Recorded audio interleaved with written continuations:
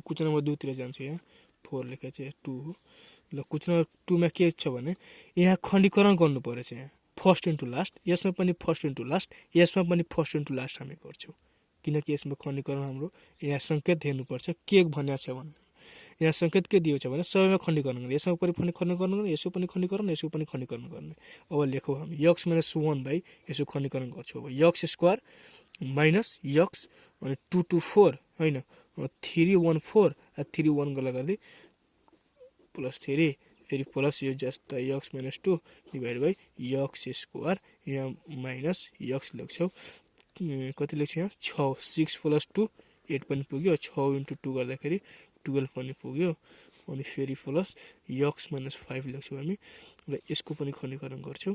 x square minus यहाँ x लेख्छौँ, यहाँ 5 प्लस 3 8 पनि पुग्यो, 5 प्लस 3 8 पुग्यो, 5 इन्टु 3 गर्दाखेरि 15 पनि यहाँ पुग्यो।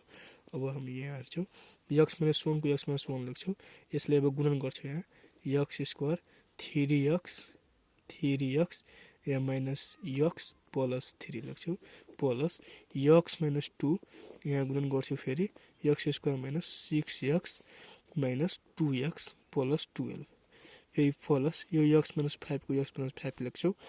फेरि यहाँ x स्क्वायर माइनस x ले फेरि यहाँ गुणन गर्छौँ, त कति आउँछ minus 5x minus 3x plus 15।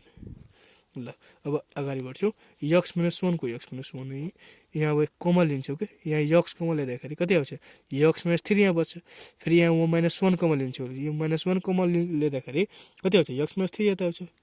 ल यहाँ प्लस x - 2 बाई यहाँ x कमन लिन्छौँ, x - 6 अब हुन्छ, -2 कमन लिन्छौँ, x - 6 आउँछ, यहाँ फेरि प्लस यहाँ x - 5 लेख्छौँ, यहाँ x कम आउँछ, यहाँ x - 5 आउँछ, फेरि -3 कमन लिन्छौँ, यहाँ x - 5 भइहाल्छ।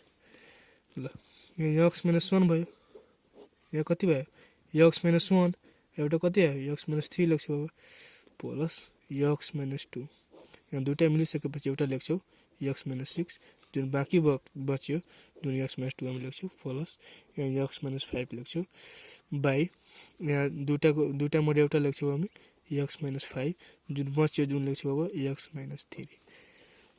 अब हामी यहाँ हेर्छौँ x - 1 ले x - 1 खतम, फेरि यहाँ x - 2 ले x - 2 अब कटिन्छ, फेरि यहाँ x - 5 ले x - 5 कटिन्छ।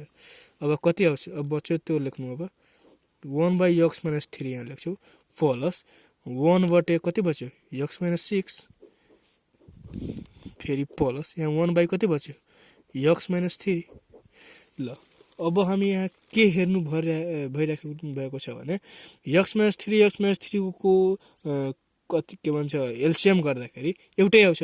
ल 1 बाई तीनवटैकै हामी एलसीएम लिन्छौँ, तीनवटैकै एलसीएम लिँदाखेरि x - 3 एउटा आयो र एउटा x - 6 आयो। अब यहाँ x - 3 ले यसमा भाग गर्दाखेरि x - 6 यहाँ बाँकी रहन्छ, जुन चाहिँ हामी यहाँ x - 6 लेख्छौँ, x - 6 प्लस यहाँ x - 6 छ, तब यसमा डिभाइड गर्दाखेरि कति कुन बन्छ x - 3 बच्छ, जुन चाहिँ हामी लेख्छौँ यहाँ x - 3 लिन्छौँ। ल अब x - 3 यसमा भाग गर्दाखेरि अब के रहन्छ x - यहाँ 6 रहन्छ। ल अब यहाँ x - 6 लेख्छौँ। अब यहाँ हेर्नु 3, अब यसलाई जोडौँ x एउटा x र एउटा x र एउटा 3x फेरि यहाँ जोडौँ 6 3 कति आयो 9 9 6 15 माइनस 15 डिभाइड बाई x - 3 एउटा x - 6 यहाँ 3 कमन लिँदाखेरि कति आउँछ x - 5 डिभाइड बाई x - 3 र x - 6 लेख्छौँ। यही नै हाम्रो के भयो एन्सर। क्वेशन नम्बर 2 को पनि एन्सर आइसक्यो।